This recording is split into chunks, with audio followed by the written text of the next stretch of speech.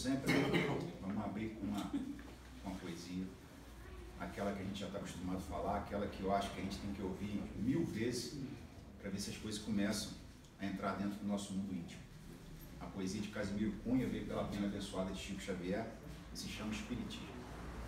O Espiritismo é uma luz gloriosa, divina e forte, que clareia toda a vida e ilumina além da morte. É uma fonte generosa de compreensão compassiva, derramando em toda parte o conforto da água viva.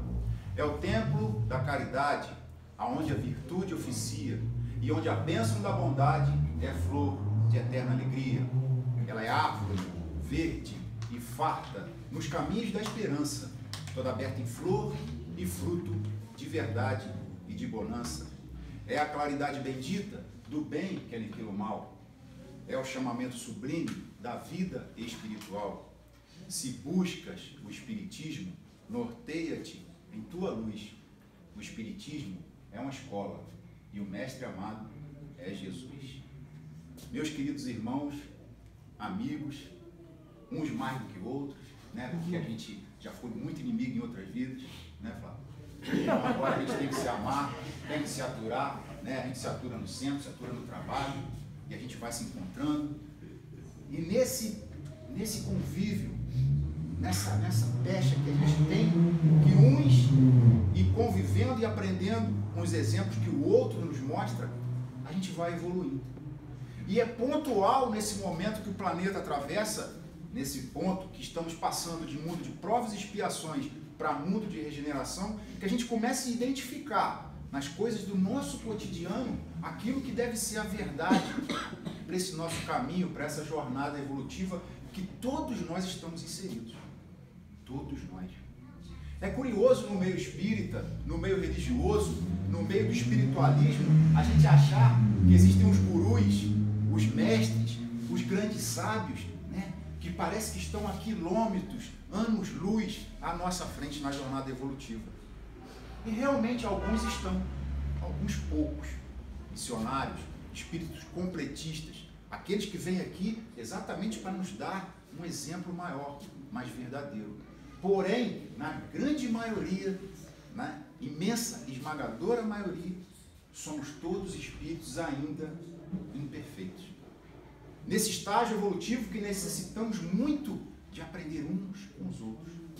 E é por isso que esse trabalho que o Espiritismo vem trazer para a gente, né, de uma pessoa vir e falar numa casa, da outra para falar na outra, hoje a Andréia está lá em Três Rios, como ela me falou de manhã, isso é muito bacana, porque a gente vai trocando informações, a gente vai trocando palavras e insights diferentes em cada lugar que a gente vai, que aquela pessoa naquela cidade, com uma cultura diferente, com um ar diferente, talvez ainda não tenha ouvido aquelas palavras, aquele exemplo, por aquele prisma diferenciado que a pessoa traz das suas vivências. Porque nenhum de nós temos vivências iguais, nem parecidas. Todos nós somos mundos diferentes e individuais.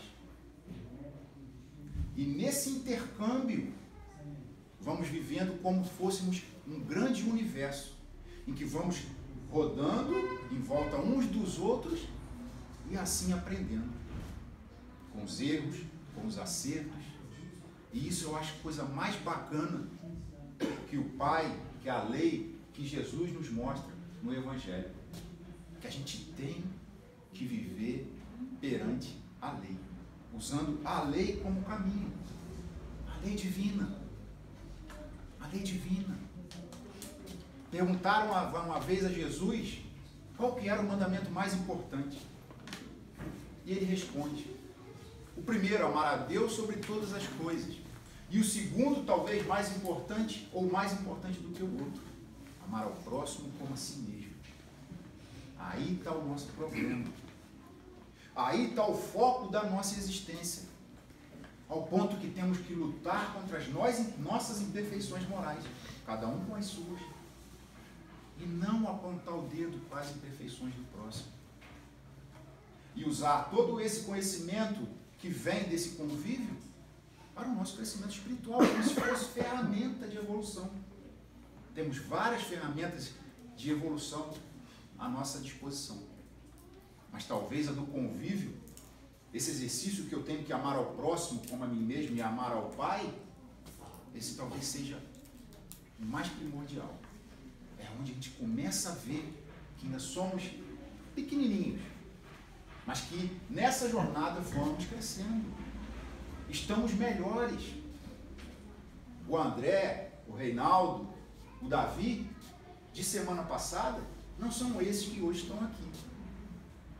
Já estamos melhores. Eles dois, com certeza, melhor do que eu. Mas estamos melhores. Esse processo de renovação, de aprendizagem, ele é constante. Talvez até, na maioria das vezes, a gente não consiga enxergar. Mas é constante.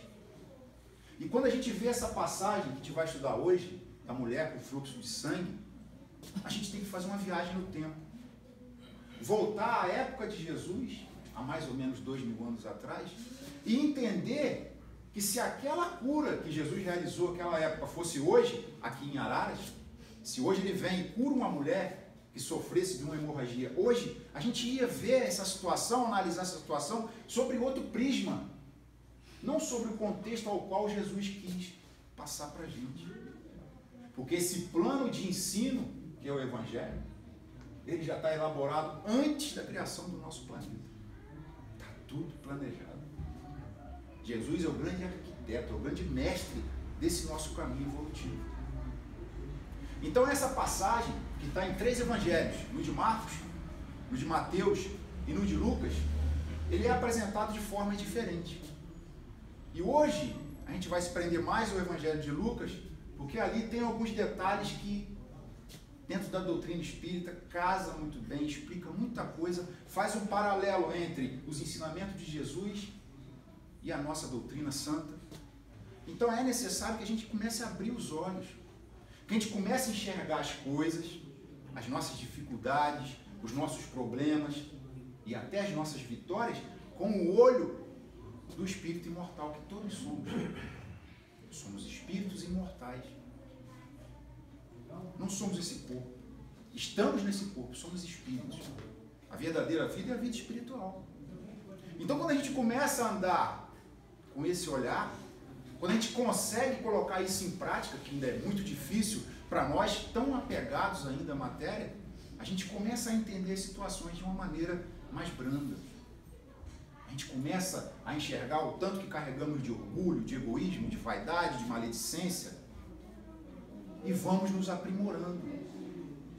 Então é de suma importância que essas passagens do Evangelho, que essas parábolas, que esses ensinamentos saiam desse véu que as outras denominações religiosas aqui, sem nenhuma crítica, colocaram um véu de misticismo, um véu de milagre, um véu de que é só Jesus, é só Deus. Quando ele nos diz no Evangelho de João, sois deuses, tudo que eu faço vocês farão e muito mais. Jesus nos disse. Então é preciso que a gente encare isso de verdade. Que a gente não veja mais essas parábolas, esses ensinamentos, como uma coisa mágica, uma coisa romântica, uma historinha bonita. Não! Usar isso no nosso dia a dia. Usar isso como força motriz para as nossas realizações espirituais. Então eu vou pedir licença a vocês para ler rapidinho lá o texto de Lucas, para a gente começar a nossa conversa propriamente dita. Aqui, ó, quem é pai, né? Graças a Deus eu sou, ganha presentinho na escola, marcador de livro. Todos vocês devem ter ganhado também. Vamos lá, isso está lá em Lucas, capítulo 9, versículo 43. E uma mulher que tinha um fluxo de sangue havia 12 anos e gastara com os médicos todos os seus haveres e por nenhum pudera ser curada. Chegando por trás dele, tocou na orla do seu vestido e logo estampou o fluxo do seu sangue. E disse Jesus, quem é que me tocou? E negando todos, disse Pedro e os que estavam com ele, mestre, a multidão te aperta e te oprime. E dizes, quem é que me tocou? E disse Jesus, alguém me tocou, porque bem conheci que de mim saiu virtude. Então, vendo a mulher que não podia ocultar-se, aproximou-se tremendo e prostrando-se ante dele, declarou-lhe diante de todo o povo a causa por que havia tocado, e como logo sarara. E ele lhe disse: tem bom ânimo, filha, a tua fé te salvou. Vai em paz.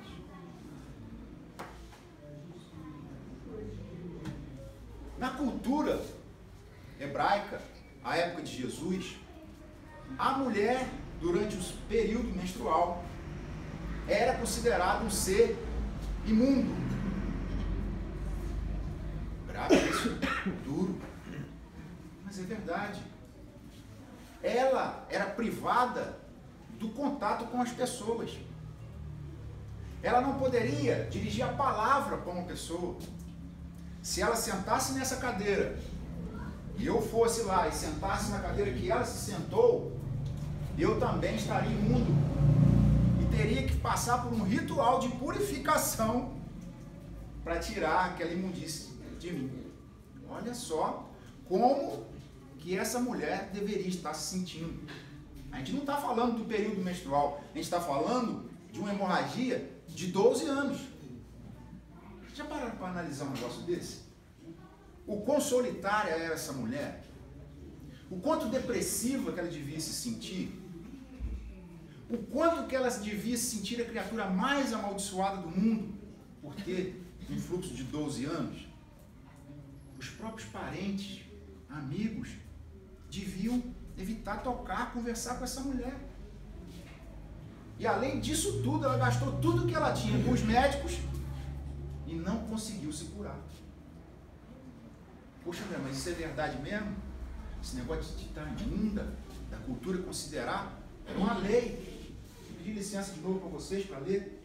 É uma lei, está lá no Antigo Testamento. Está lá no Levítico, capítulo 15, versículo 19.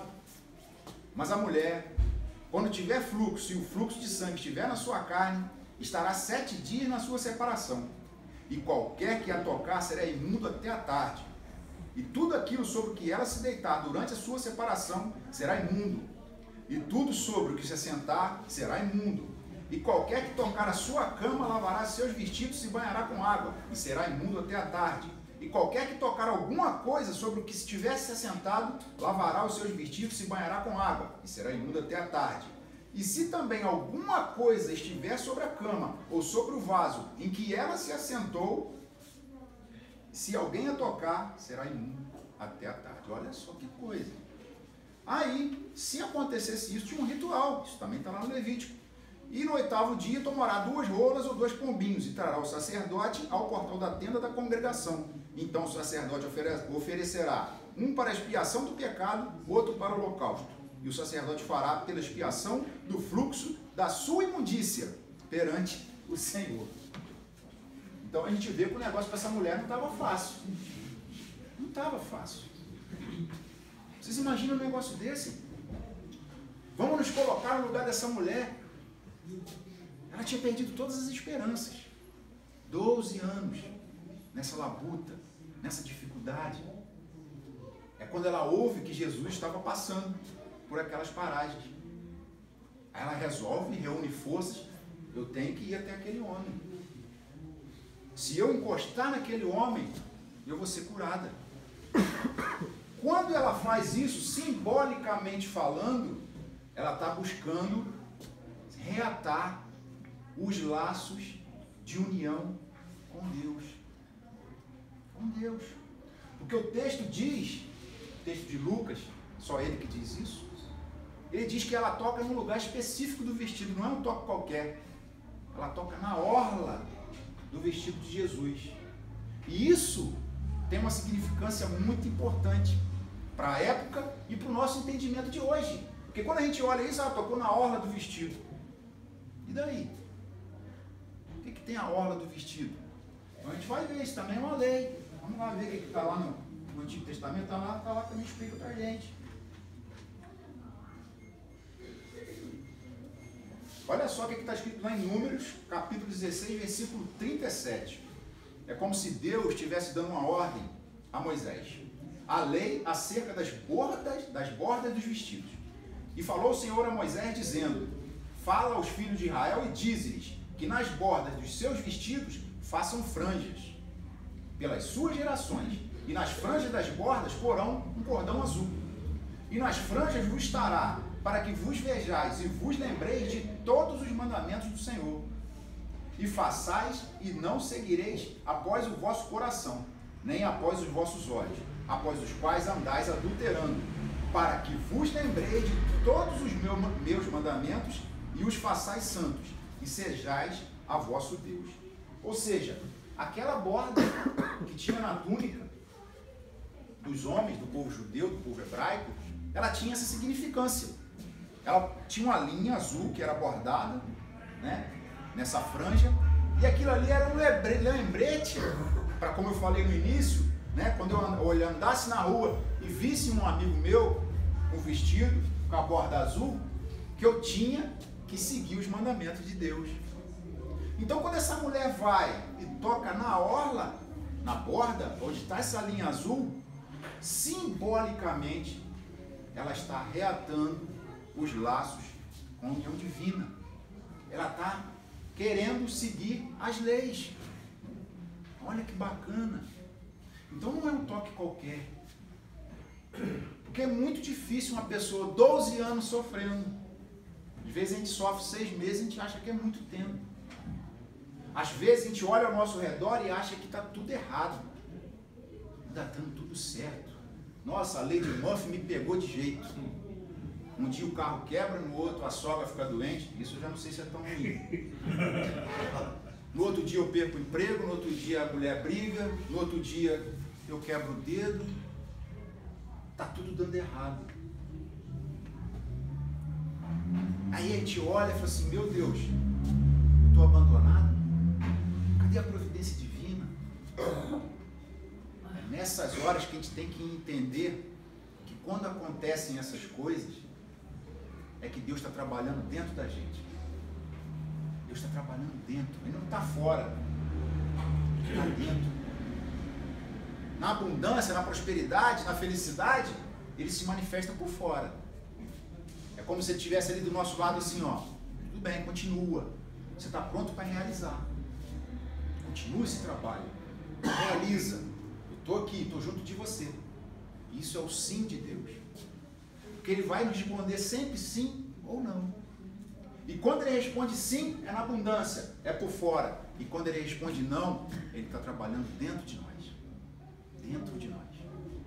Nos livrando de circunstâncias, de perigos, de ameaças, não para o nosso corpo físico, não para a nossa família, não para o nosso trabalho, não para o nosso cotidiano, mas para o nosso espírito imortal. Esse é o diferencial da doutrina espírita. É o olhar diferenciado que temos que ter. É a convicção de entender que somos espíritos imortais e não corpos físicos somente. Essa abordagem ela é transformadora. Porque nenhum problema que possa acontecer na matéria pode nos impedir de caminhar nessa jornada. Nenhum. Por mais difícil que seja. Por mais desesperador que possa parecer determinadas situações que passamos em nossas vidas. Então, quando a gente não consegue, quando a gente recebe o não, vamos orar. Porque Papai do Céu está lá dentro. É como se ele dissesse assim, você ainda não está pronto. Vamos trabalhar mais um pouquinho. Vamos mexer mais nesse bolo. Vamos dar mais uma azeitada nessa receita aí dentro. Porque ele nos ensinou aonde que está o reino. Aonde que está o reino de Deus? O reino de Deus está dentro de vós. Esse é o reino. É para isso que a gente está lutando.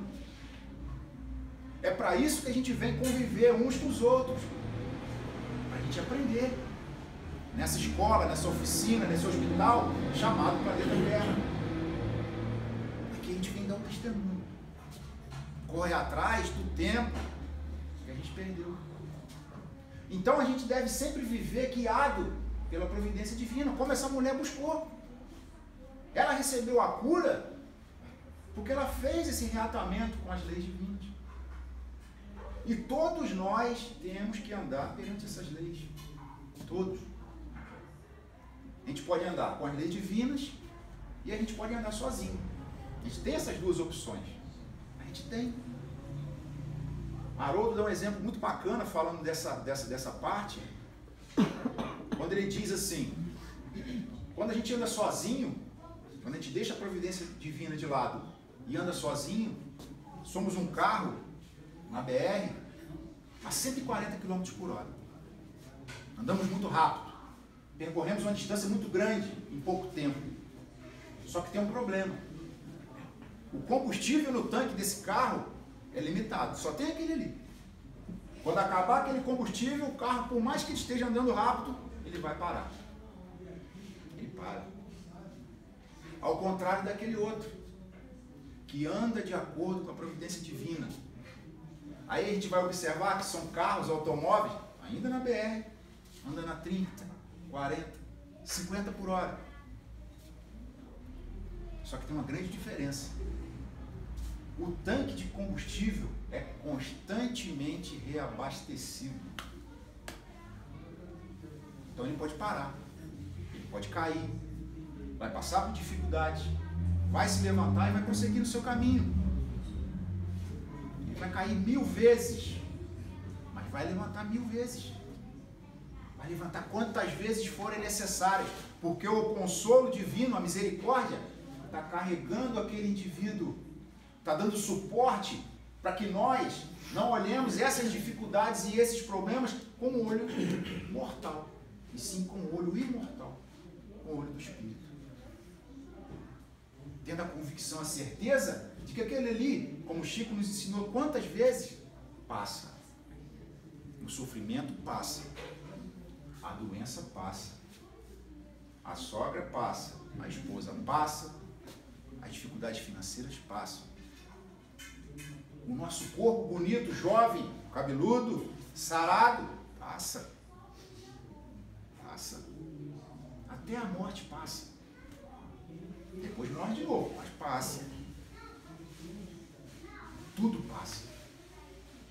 Então, nesse estágio transitório que vivemos nesse planeta, é de suma importância que a gente aceite isso. Que vai passar. Por mais que doa, por mais que você goste do seu corpo, da sua casa, do seu cônjuge, da sua sogra, dos seus filhos, que não são seus filhos, mas sim empréstimos da providência divina, para que você possa conduzi-los da melhor maneira possível e contribuir com a evolução espiritual deles, não sua. Não sua. É nessa hora que nós pais, nessa missão difícil ainda, para esse estágio evolutivo em que vivemos, que a gente aprenda que não são nossos filhos, são espíritos nossos irmãos, carregando imperfeições, dificuldades como todos nós. E que quanto mais a gente querer meter a mão para proteger, para conduzir, pior será. Porque são espíritos individuais como nós. A gente tem que influenciá-los ao bem, à moral. Isso sim, educação cristã. Agora, não direcionamento de vontades e gostos, como muitas das vezes a gente erra, inconscientemente, por ainda sermos tão agarrados às coisas materiais. Ah, eu quero que meu filho seja médico, mas ele gosta de música. Ah, mas o meu sonho é que minha filha fizesse uma faculdade de Direito, mas ela quer dançar, ou quer fazer ciência da computação. É na área que o nosso coração nos guiar, é que vamos nos destacar. Então, quando a gente faz essa aproximação com Deus, quando a gente começa a ter o tanque constantemente reabastecido, mesmo que seja em pequenas doses, cada um vai ter o seu reabastecimento de acordo com o seu merecimento, e até rimou, hein? É de acordo com o merecimento de cada um que o tanque vai ser reabastecido. Então, se eu produzo, se eu trabalho, se eu estou amando mais proporcionalmente ao que eu estou fazendo mal, o meu tanque vai ter mais combustível. Agora, ao contrário, quando eu sou maledicente, orgulhoso, egoísta, vaidoso ao extremo, eu acho que vai ser abastecido com conta-gota. E a gente vai ter dificuldade de caminhar. É que a gente vê tantas pessoas parando nessa caminhada. Tantas pessoas estacionando no mesmo patamar, porque não querem enxergar que todos nós participamos desse processo coletivo. O planeta só vai evoluir coletivamente. O mundo de regeneração está às portas. Está longe, gente, ainda. Porque nós temos que fazer esse trabalho. A espiritualidade dá suporte, Jesus está no comando, Jesus é o arquiteto. Mas quem tem que pegar os tijolinhos lá, começar a colocar, subir as vigas, fazer o trabalho, somos nós. Eles não vão fazer esse trabalho por nós, não. Eles só são os cabeças, os organizadores. Agora quem vai ter que meter a mão na massa, somos nós. E esse trabalho de mão na massa foi o que essa mulher fez. Durante esses 12 anos de sofrimento que ela passou, Deus foi lá trabalhando no íntimo dela. Quanto tempo mais você vai querer sofrer? Quanto tempo mais você vai querer viver afastado das minhas leis? Quanto tempo você vai ficar sozinha quando o mundo está aí para você abraçar? E ela enfrentou isso tudo. Naquela cultura, uma mulher qualquer, mesmo que não tivesse fluxo, para sair de dia, para ir lá, chegar no meio da multidão e tocar outro homem, isso era inconcebível. Só que ela juntou durante esses 12 anos, foi juntando energias, se modificando, gerando uma força que a gente conhece como fé, inabalável, e ela tinha a convicção de que se ela fosse lá tocasse Jesus, ela seria curada. E o bacana do texto de Lucas é que quando Jesus pergunta quem tinha tocado nele, e ninguém se acusa, ela chega para, fui eu. Ela chega tremendo. E por que ela está tremendo? Como ela era impura, ela tocou Jesus, o que estava na cabeça dela? Tornei o mestre impuro, como se isso fosse possível. Aí Jesus fala, filha, tem bom ânimo, se levanta, para de ter medo, você já conseguiu, a tua fé te salvou. Isso talvez seja a coisa mais bacana do Evangelho. Ele não falou, eu te salvei, Papai do céu te curou, não, ele diz, a tua fé te salvou. Ou seja, a tua energia que você trabalhou durante esses 12 anos, a tua vontade de melhorar, o teu esforço de vir no meio da multidão escondidinha e tocar lá na orla do vestido, ou seja, fazendo esse reatamento com as leis divinas. Ela se esforçou. E muitas das vezes a gente se pega preso a isso. Você quer ter a colheita, mas você não se esforça. A gente não trabalha. Vocês já ouviram falar num agricultor que chega assim para o campo, está lá o campo para produzir. Ele chega para o campo, pega uma cadeira, senta e fica lá esperando ter a colheita? É assim que funciona? Não. Para que aquele campo dê uma colheita, ele tem que arar a terra, semear, tirar as ervas daninhas, colocar adubo, olhar as pragas, para depois, se a providência divina colaborar, ele ter uma colheita. Ué, como assim? Então não é só necessário o nosso esforço? Não. Não. É necessário também a colaboração da providência divina. Vou dar um exemplo. Esse agricultor pode ter semeado, arado, adubado, cuidado das pragas, tudinho. Isso é garantia que ele vai ter a colheita? Não. Pode vir uma tempestade e arrasar com aquela plantação. Pode vir uma geada e queimar todas as plantas e ele não produzir nada.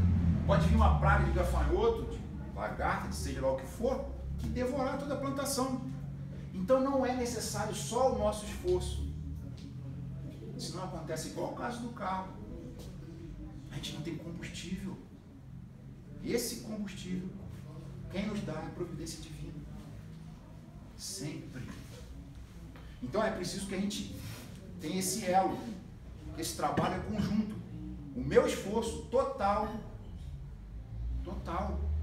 foco, vontade, fé, raciocinada, em conjunto com a providência divina, para que eu possa assim produzir. A gente vê exemplo disso em todo o Evangelho, na Bíblia, de como aconteciam, como era passado para a gente esses exemplos dessas pessoas que se acharam e caíram no cavalo, para depois aprender a lição do jeito mais difícil. A gente vai ver no livro Paulo e Estevão, de Chico Xavier, psicografado por Emmanuel, a história de Paulo. Se a gente estudar aquele livro ali, a gente vai ver que Paulo escolheu o caminho mais difícil na reencarnação dele. Ele poderia ter feito a missão dele de uma forma mais fácil. Ele teve todos os subsídios para fazer o trabalho de uma forma bem tranquila. Aí o que a matéria proporciona para a gente? Eu sou doutor da lei, de família rica, bonito, altivo, másculo, eu sou o cara. E esses cristãos que estão aí fazendo tudo contra a lei, então eu vou persegui-los.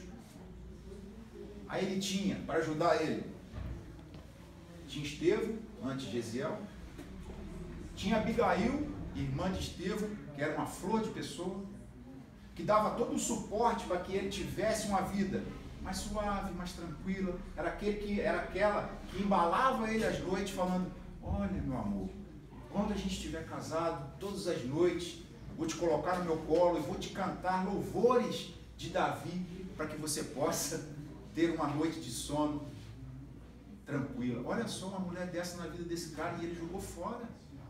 No livro conta que quando ele passeava pelos jardins da casa de Jope, com Abigail, ele dizia que parecia que não estava caminhando, estava flutuando. Tamanha a vibração daquele espírito que estava ao lado dele para lhe facilitar a sua jornada. E ele dispensou isso tudo. Perseguiu os cristãos, apedrejou Estevão, e quando Estevão está lá, quase desencarnando, chega quem? Abigail. Chega Abigail, olha Estevão, vai até ele, aí ela vê quem foi o responsável. Foi Saulo, ainda Saulo. E o que Estevão diz para ela? Minha irmã, cuide dele, porque com esse mesmo empenho que ele persegue os cristãos, lá na frente ele vai disseminar a palavra do Evangelho. Olha só que homem era esse que estava junto com ele. Olha só. E ele jogou isso tudo fora. Aí veio o plano B. Você não quis no amor, vai ter na dor. Aí teve que passar por todo aquele sofrimento. E mesmo assim, quem estava no mundo espiritual dando apoio total a ele? Estevão. Um espírito diferenciado, num patamar evolutivo maior do que o dele. Então tudo tinha sido preparado para ser fácil. E ele complicou. E na grande maioria das vezes, nas nossas encarnações, nós fazemos isso. Nós fazemos isso. A gente vem com todos os subsídios porque você produz um trabalho mais tranquilo, mais calmo, com mais qualidade, que você tem uma vida amparada do lado material, do lado espiritual, e a gente complica essa equação todinha. Nós. Porque quando a gente olha para as pessoas, quando vocês olham para mim aqui, para o André, eu não sou esse André. Eu sou esse André agora, esse corpo eu estou aqui agora.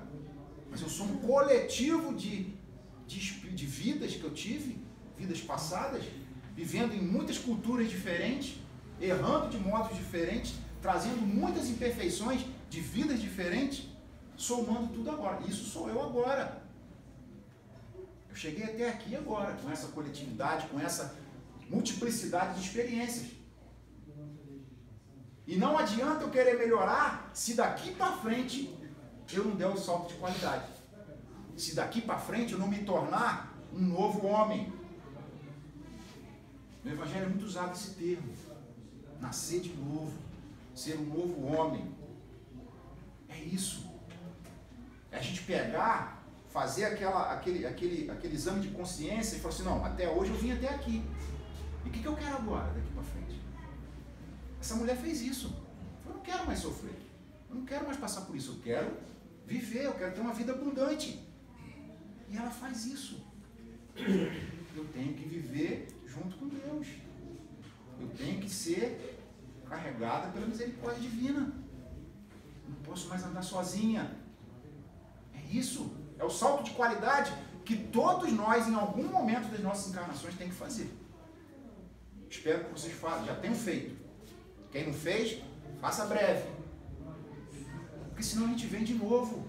Depois, com os mesmos problemas multiplicados. Porque Porque vem a coletividade das experiências de antes e essa é a última que eu vivi. Então é necessário que a gente faça esse balanço. Que a gente deite na cama de noite, seguindo aquele exemplo que Santo Agostinho nos mostra no Livro dos Espíritos, fazer aquele balanço. Será que eu fiz mal a alguém hoje? Será que eu estou melhorando? Será que aquelas metas que eu tracei nessa vida para que eu melhorasse, eu estou conseguindo atingir? É importante a gente fazer esse balanço. É importante a gente acreditar que todos nós podemos fazer. E é importante aceitar quando a gente está errado. Muito importante. Às vezes as pessoas vêm aqui na frente, usam as palavras, falam em estudos maravilhosos, não é o meu caso, né? Porque existem palestrantes, eu sou orador. É uma hora que vocês ficam aí sentados sofrendo e ouvindo. Não tem essa diferença. Mas às vezes as pessoas imaginam, a pessoa que está lá na frente deve ter uma vida perfeita. Vai lá perguntar à minha esposa.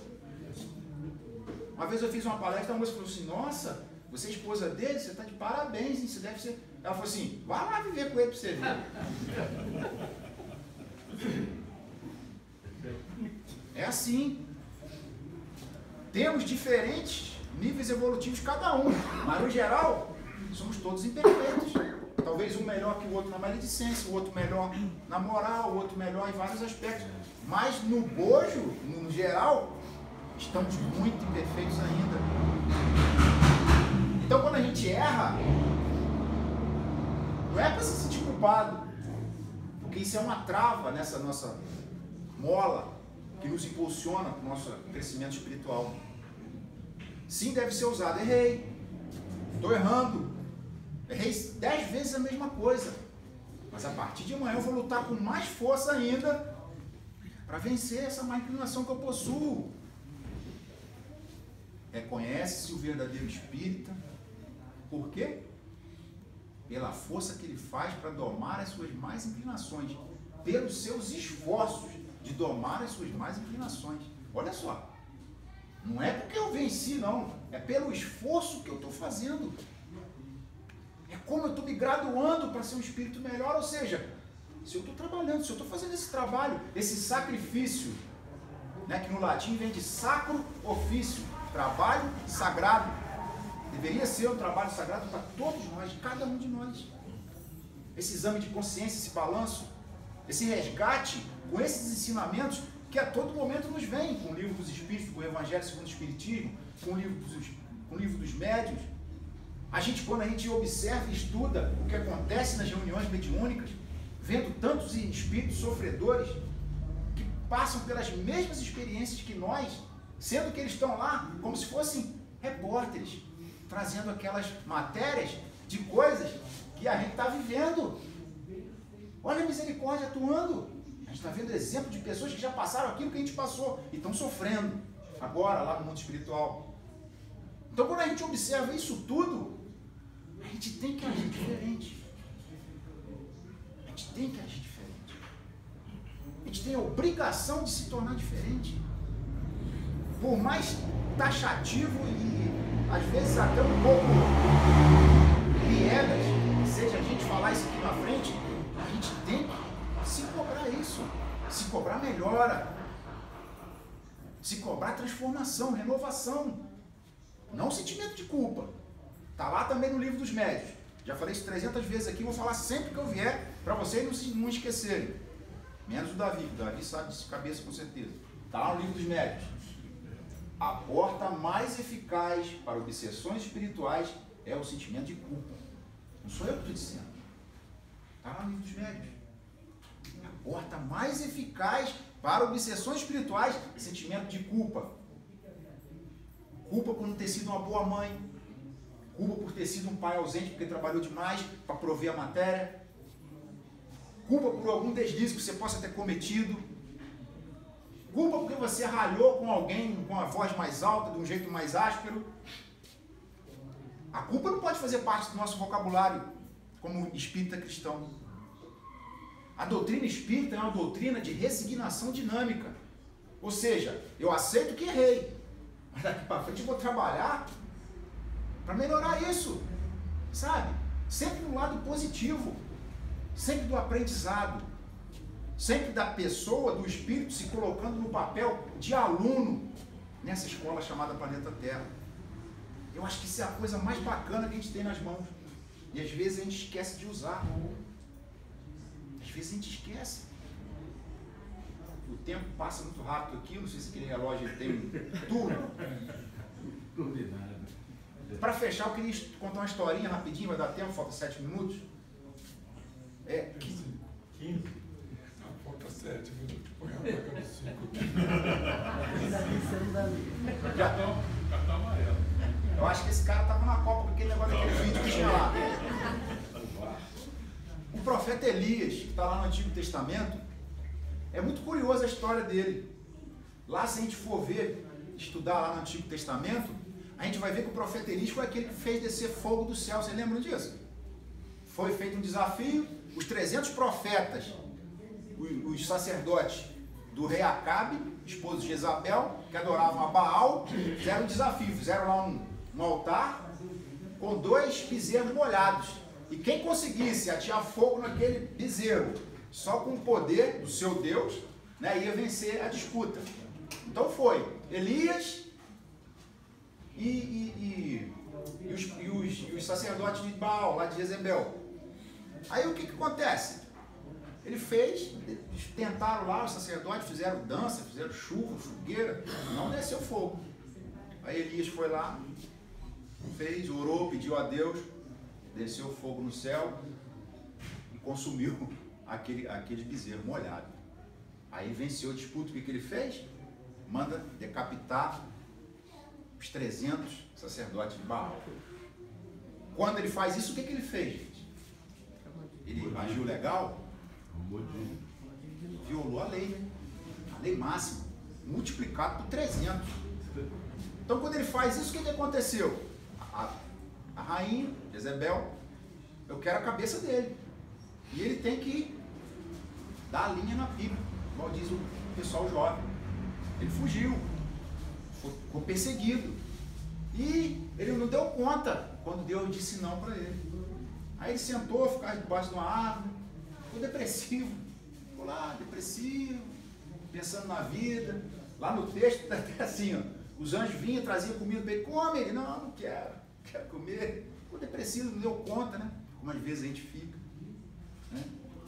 Aí veio um outro anjo, virou, vou falar com as minhas palavras, tá? Não está assim lá no texto não.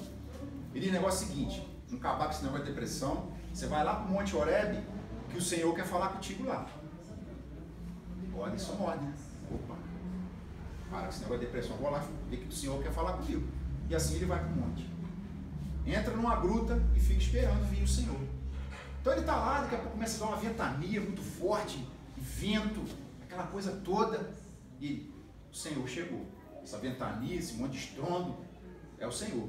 Sai da gruta, chega, olha, o Senhor não estava, era só vento mesmo.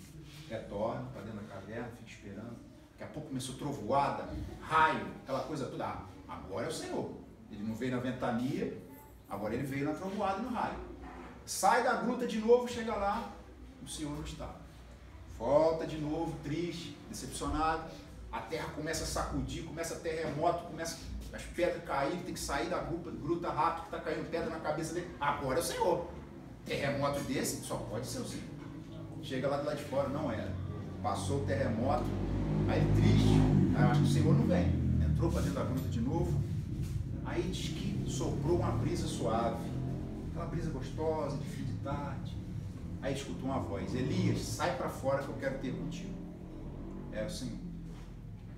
Aí ele vira para ele e fala assim, Elias, o que está acontecendo? Por que essa depressão toda? Elias fala, o senhor sabe, eu fui lá, fiz lá descer fogo do céu, já estava se achando o cara, né? Sou profeta, desço fogo do céu, faço acontecer. E ele contando para Deus, falou, fiz aquilo tudo, o pessoal está me perseguindo. Aí só vê, e se eles me matarem? Quem que vai continuar o meu trabalho para o Senhor? Quem que vai fazer esse trabalho? Quem que vai continuar ser o profeta do Senhor? Aí, eu imagino até que Deus deve ter achado engraçado. Ele virou para ele só, Elias, vou te falar uma coisinha. O teu trabalho já acabou. Eu vou te levar embora. Você vai passar o teu cajado para Eliseu. Você vai nomear rei Jeú, que é um dos reis que eu escolhi. E você pode ficar tranquilo. Eu já preparei 7.000 homens para ficar no teu lugar. Olha só que cacetada que ele leva na cara. Nessa hora o orgulho, né, de ser o profeta, de se achar, vai lá para baixo. E outra coisa curiosa a gente notar é que, como eu falei antes, Deus não veio na trovoada, não veio na chuva, não veio no terremoto. Ele veio numa brisa suave. Nas nossas vidas, a grande maioria das vezes que a gente está abandonado, que a gente não vê nada acontecendo, que não está, né, aparecendo nada de muito novidade em nossas vidas, que parece que está tudo parado, marasmo, é nesse momento que Deus, em silêncio, está trabalhando nas nossas vidas. A gente que faz estardalhaço, né? A gente faz uma obra de caridade, a gente dá uma ajuda numa sopa, dá um chocolate, o que a gente faz? Já bota lá no Facebook para todo mundo ver. A segunda Herculano Pires, Deus não concorre com a vaidade das criaturas. Ou seja, ele sempre trabalha quietinho, em silêncio. E vai conduzindo nossas vidas para uma maneira sempre melhor. Por menos que a gente observe isso. Na grande maioria das vezes a gente não observa. Mas ele está sempre nos conduzindo para o melhor, para a evolução, para o nosso crescimento. Tá bom, gente? Eu queria conversar com vocês hoje, é isso. Agradeço muito a direção da casa por fazer o convite, que eu aceito de muito bom coração. É muito bom estar nessa casa com vocês. É uma alegria muito grande. E espero voltar em breve e ver os rostinhos de vocês de novo. Tá bom, gente? Muito obrigado e que Jesus nos abençoe.